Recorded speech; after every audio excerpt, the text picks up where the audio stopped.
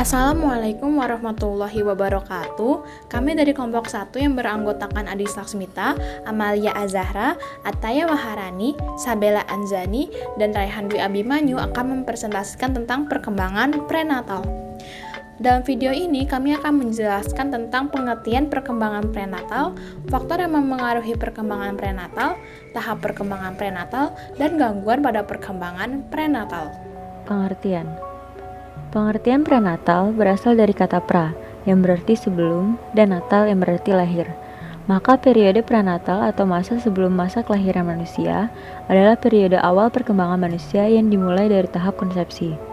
Ovum wanita dibuahi oleh sperma laki-laki atau fertilisasi, dan berikutnya akan melalui 3 tahap utama, yaitu tahap germinal, embrio, dan akhirnya fetus atau janin hingga lahirnya seseorang bayi itu.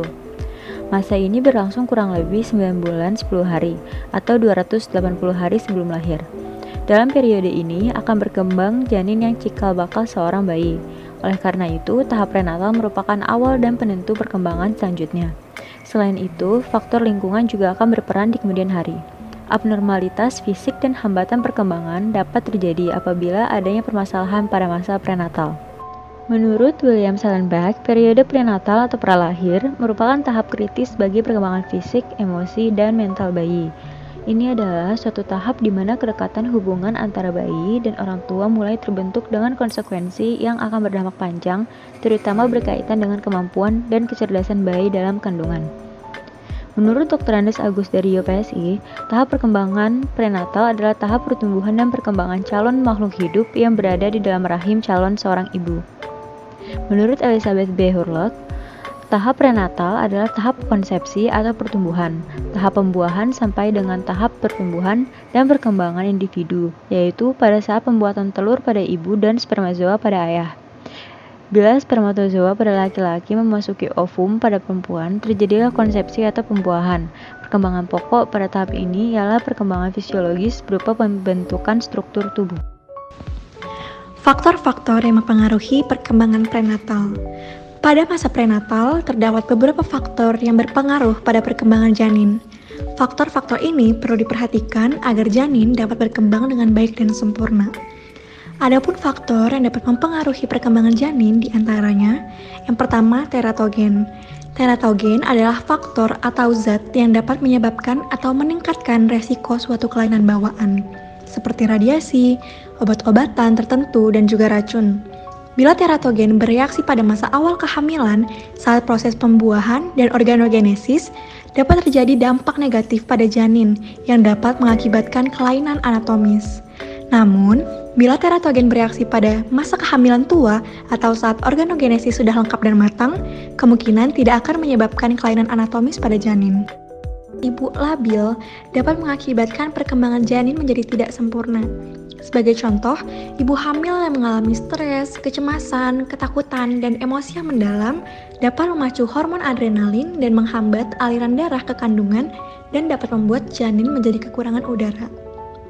Selain itu, penyakit dan kondisi ibu selama masa kehamilan dapat mengakibatkan infeksi, kelainan, dan juga kerusakan saat proses kehamilan yang bisa membuat anak terlahir kurang sempurna.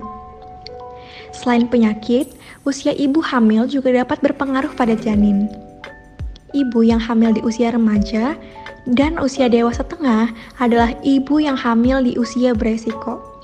Ibu yang hamil saat remaja beresiko melahirkan bayi yang mengalami prematur bahkan kematian. Sedangkan ibu yang hamil di usia paruh baya dapat berakibat keguguran, keterbelakangan mental pada bayi, dan juga komplikasi penyakit. Selain itu, gizi pada ibu hamil juga sangat berpengaruh pada perkembangan janin, karena janin mendapatkan makanan dari ibu. Maka, apabila ibu kekurangan gizi, tentu saja dapat mempengaruhi kondisi perkembangan pada janin.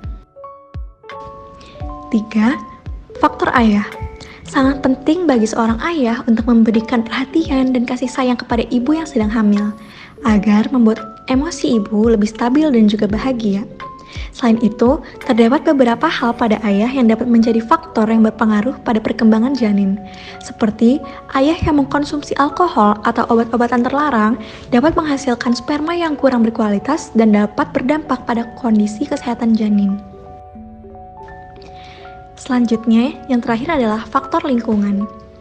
Lingkungan di sekitar ibu hamil juga dapat mempengaruhi kesehatan janin. Polusi dan bahan-bahan beracun seperti timbal, merkuri, karbon monoksida dapat membahayakan kondisi janin dan berakibat keterbelakangan mental pada bayi.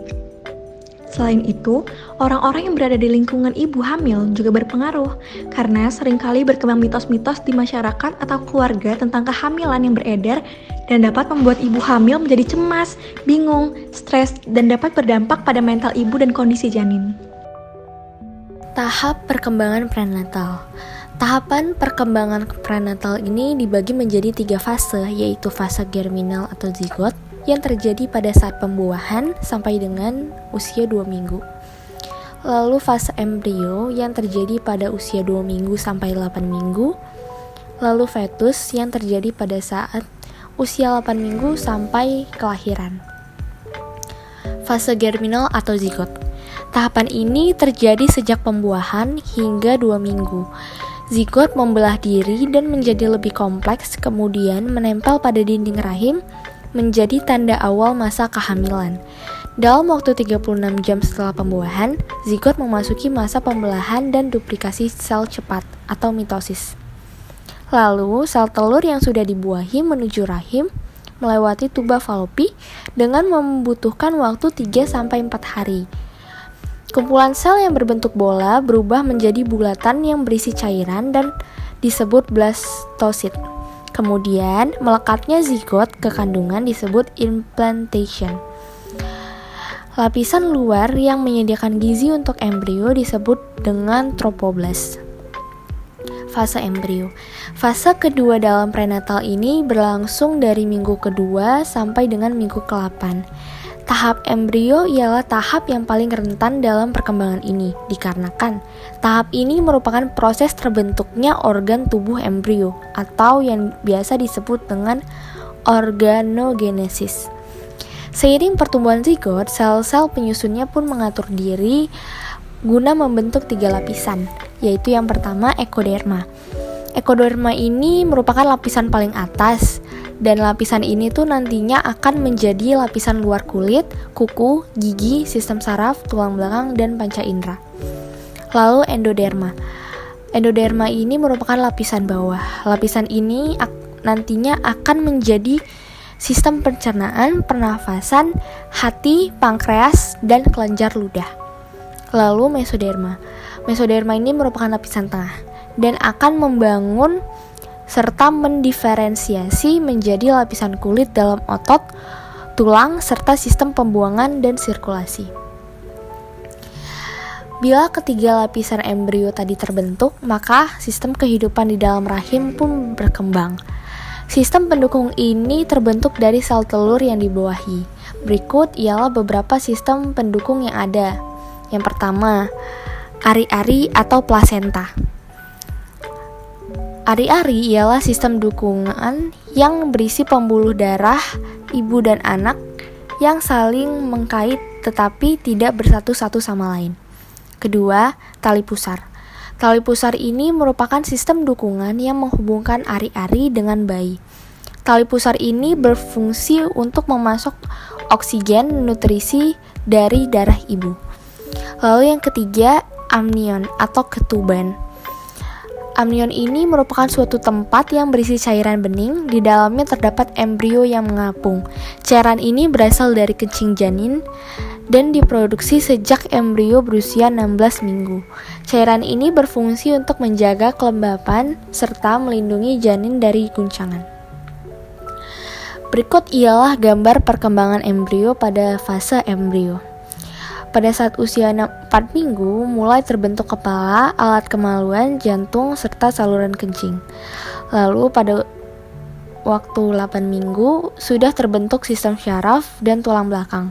Pada minggu ke-8, berat bayi baru mencapai 1/30 ons dan panjangnya baru 2,5 cm. Fase fetus. Fase ini merupakan tahap terakhir dalam perkembangan prenatal. Fase ini dimulai dari minggu ke-8 sampai dengan kelahiran. Selama fase ini, janin bertumbuh sangat pesat dari segi ukuran, dan organ. Pada tahap ini, bentuk tubuh mulai dapat teridentifikasi dengan baik. Berikut ialah gambar-gambar perkembangan janin pada masa fetus. 3 bulan. Janin berkembang secara cepat, bergerak aktif. Janin mulai membuka, menutup mulut, dan menggerakkan kepala. Panjang janin mencapai 3 inch dan berat 1 ons. Bagian luar sudah mulai terlihat seperti hidung. Lalu pada 4 bulan, pada usia ini gerakan refleks sudah terjadi seperti menendang dengan kuat dan dapat dirasakan dengan ibu.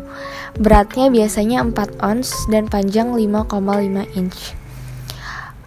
5 bulan, panjang 10 inch sampai 12 inch, serta beratnya 0,5 pon sampai 1 pon.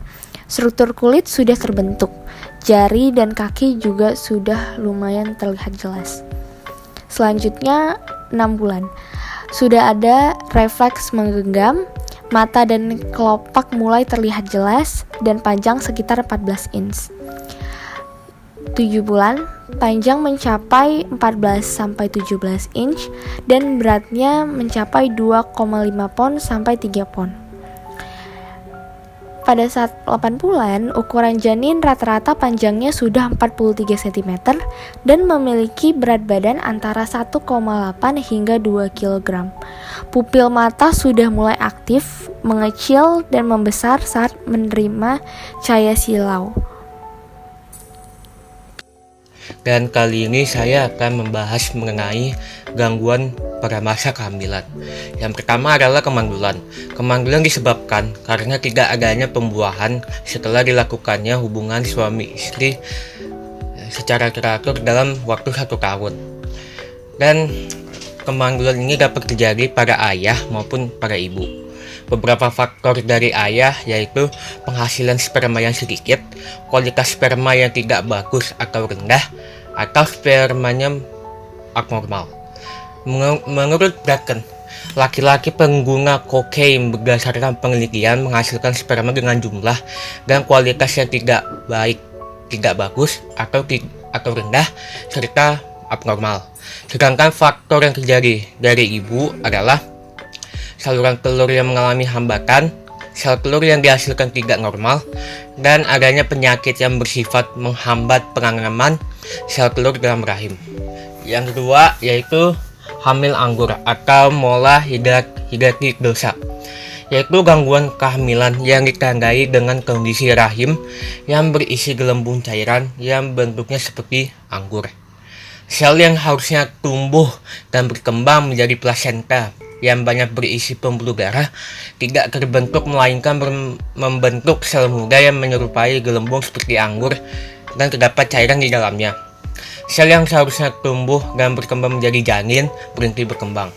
Nah, jenis hamil anggur ini ada 3. Yang pertama mola komplit, yaitu janin tidak dapat berkembang sama sekali karena tidak adanya makanan. Yang kedua mola parsial, yaitu janin sempat tumbuh tapi tidak memiliki bentuk yang sempurna dan hanya ada segumpal daging tanpa tulang dan organ. Yang ketiga adalah janin yang tumbuh namun disertai dengan tumbuhnya jaringan mola. Yang ketiga yaitu kehamilan kosong yang disebabkan karena sel telur yang dibuahi tidak mengalami perkembangan secara sempurna, melainkan membentuk plasenta yang berisi cairan. Plasenta yang terbentuk memang tetap ada, seolah-olah terdapat janin di dalamnya padahal kosong. Nah, kehamilan kosong juga dapat disebabkan oleh kromosom ibu, torch, diabetes mellitus, dan usia suami istri yang memiliki pengaruh terhadap kualitas sperma dan sel telur. Yang keempat yaitu hamil ektopik, yaitu hamil di luar kandungan. Adalah suatu kondisi yang dimana janin tidak berkembang di dalam rahim, melainkan berkembang di luar rahim di saluran telur. Pada kondisi ini janin tidak mengalami perkembangan dan akan mengakibatkan pendarahan yang cukup berbahaya bagi ibu maupun janin itu sendiri. Penyebabnya itu adalah karena ibu tengah mengalami radang panggul, mengalami operasi di saluran telur yang membuat salurannya sempit dan dapat menghambat perjalanan zigot, dan adanya tumor yang bersifat mengekang dinding saluran telur. Yang terakhir adalah praeklamsia, yaitu suatu kondisi yang dimana dapat terjadi dengan gejala seperti tekanan darah tinggi yang melebihi 140-90 mmHg, pembengkakan pada kaki dan seluruh tubuh, dan terdapat kadar protein di urin akibat mengalami gangguan ginjal. Nah, praeklamsia sendiri disebabkan oleh hamil bayi kembar, kehamilan pertama, memiliki riwayat penyakit hipertensi, hamil di atas usia 35 tahun, diet yang dilakukan dengan buruk dan gangguan pada ginjal. Untuk kasus dengan penyakit seperti ini, biasanya akan dilakukan persalingan dengan cara sesar. Sekian presentasi dari kami, semoga materi yang kami bawakan dapat bermanfaat. Kurang lebihnya mohon maaf. Wassalamualaikum warahmatullahi wabarakatuh.